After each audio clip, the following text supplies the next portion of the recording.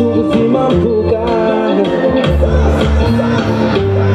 nagize ngo mbuze ubuzima mvuga igihe papa yakana mama ndeba asiga urwibutso rwo kudukira mu maso kugaseseme kenshi indarenga tureba nabonaga mama ari kurira senga kimana cy'inzira abana ntibarembe kuva ubwo natangiye gusaga n'umusigi kuwubona ariho abana ubuturo bwanjye ni mu kiraro indeba kure yanjye irijimye ejo heza hanjye ntihagaragara ubuturo bwanjye ni mu kiraro indeba kure yanjye irijimye ejo heza hanjye ntihagaragara yewe mana y'imihanda twese uyu mubumbe na cyanga uko bucanga wanga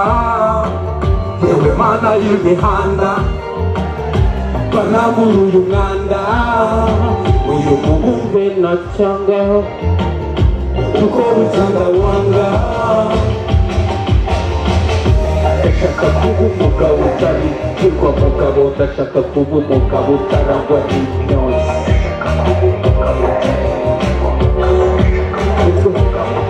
ubwiyitaga mbona yanga ikanuka itari ibikarito nkabikira amashuka nguje abandi naha dora dukwepana morana ishasa n'urwende nagukata imifuka ndasopa imodoka ndasota ibipangu ndavera mu gicu twese mifuka ndasopa imodoka ndasota ibipangu ndavera mu gicu nka papa ubuturo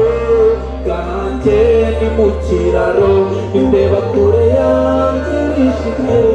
ejo heza hanjye ntihagaragara ubuturo bwanjye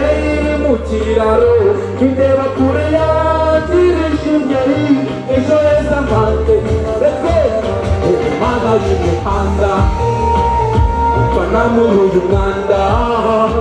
uyu mubumbe na cyanga uko bucanga wanga yewe mana y'imihanda banamura uyu mwanda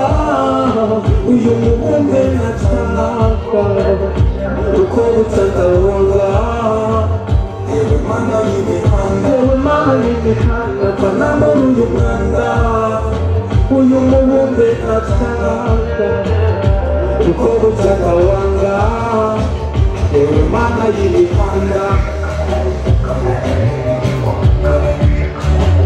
yewe mana y'imihanda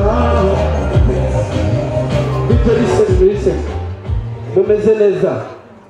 umuntu wumva yuko turi kumwe ntagire gutya sizo je nitwa Keneka imana y'imihanda sizo genda bakunda cyane ndanishimye kuba mpagaze aha hantu ndagira ngo baze nshimire sinzi niba bamakanya ho gato ngashimira abantu hari ikibazo nshimiye rata